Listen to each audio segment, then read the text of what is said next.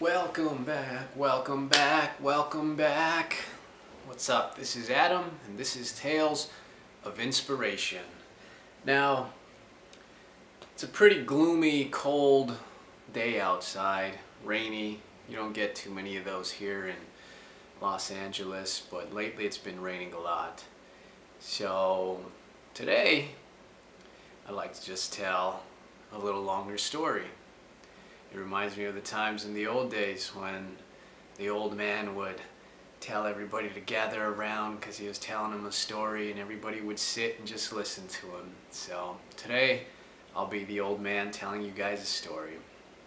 And the story is of my grandpa. And not so much of his life, because that would take forever to tell, but this is of the last day of his life. So I wanted to share it. I wanted to call this tale a beautiful end, because a lot of the times when we think about loved ones dying or somebody passing, it's not easy. It's a horrible thought that we wish we didn't have to deal with, but in the end it's a part of life and doesn't always have to be bad. Of course, it sucks to lose somebody, but in the end, you gotta appreciate what you had and enjoy the time that you had with them. So, I wasn't there myself, but my brother told the story through his writing, and this is the story. So, a little bit, my grandpa had been having seizures and stuff. He was 86 years old, and they'd taken to the doctor. They didn't really know what was wrong with him. They kind of checked his heart, said his heart kind of enlarged, so they didn't have anything to fix what was going on with him. And this last day he had a really bad seizure, so my brother and a lot of my other family, they went down there. I talked to him on the phone. I mean, he was in the hospital. They checked him out, but he hated the hospital. He didn't want to be there. As soon as he got in, that's as quick as he wanted to get out. And so he was home after that day, after they took him from that big seizure that he had, and they said that he seemed fine. And he was talking to everybody. My brother was there. He was cracking jokes because what the people said at the hospital, they had the father come and give him his last prayers, his rites. And he was joking with the father. He was eating good. He was just having a good time and just enjoying, laughing. And my parents got there, my brother, they were all hanging out with him. I even talked to him on the phone, told him I loved him, I hope he feels better. And it was crazy because he had trouble, not trouble eating, but when he would eat, he'd barely eat anything. And this day, he ate a lot. He ate like a normal person. And yeah, he was just telling jokes, just hanging out, having a good time. And then so the father left, and it was getting later at night. Everybody was going to bed. He told everybody he loved them, and that was the thing he'd always say when he would go to bed. He'd say, "All right, Grandpa, we'll see you tomorrow. Love you." And he would tell us, "Well, love you too, and see you tomorrow, God willing." So that was a little thing that stuck with me, is he'd always say that. And I always cracked up when he'd say it too, because, I mean, we just expected him to always be there tomorrow. And so, well, yeah, he was going to bed, told everybody good night, told him he loved them. And it was just funny because my grandma, she'd always tell him good night, or she'd say good night, viejo, and he'd tell her good night, vieja, I love you. And this night she told him that, good night, viejo. And this time he didn't say goodnight. He just told her, he's like, goodbye, vieja, love you. And so they went to sleep that night, and that was it. the next day, my grandma, everybody woke up, and my grandpa just never woke up. And he just was gone just like that, peaceful, quiet. And that was the thing, like, nobody expected it. Everybody thought he was doing so great just because he was joking, he was laughing, just everything he was doing, like, they thought he was so much better that, hey, this isn't no big deal, he's gonna make it through it. But he obviously didn't wake up the next day. And it was crazy because the father at the mass, he put on a great sermon, and he was talking about it, and it was funny because he had an accent too. He was from Mexico, and the way he was telling the story, he said, these people, they called me over, they told me to give the last rites to him because he's a dying man. He's like, but when I got there, he was joking around, he was laughing, he was happy, he had his family. He's like, he was just as happy as could be. He's like, and the next day when I got a call and they said that he had passed, he says, I was shocked. I was shocked because this was a man that did not look like he was about to pass.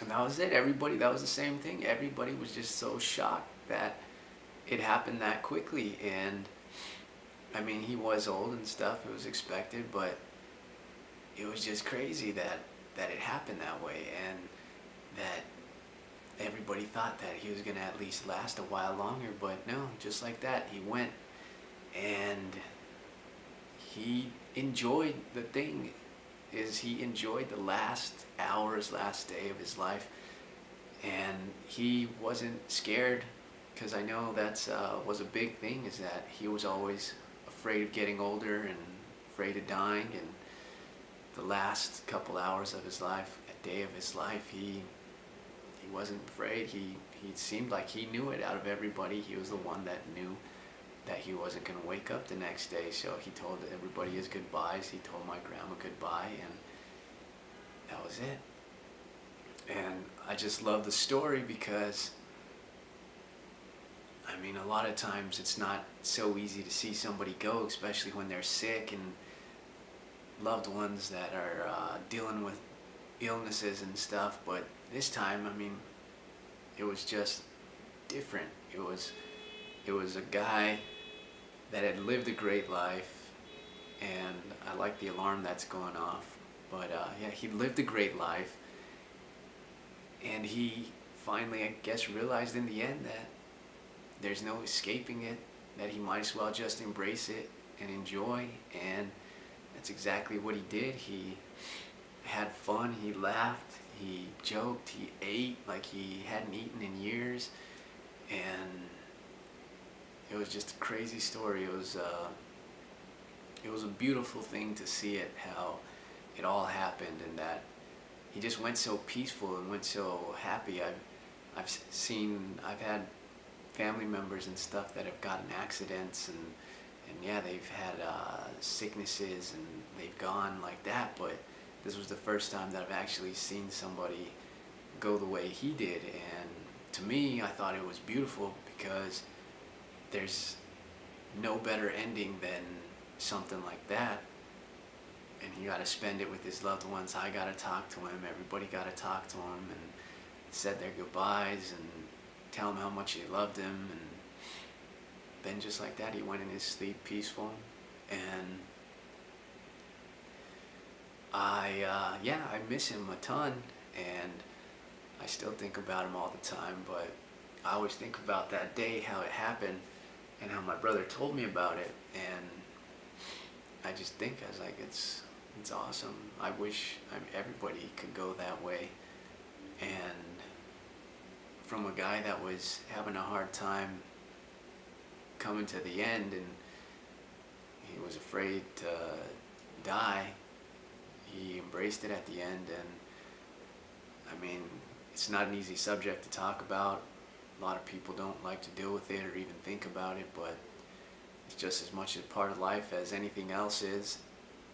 And sometimes we just gotta go along with everything that comes our way.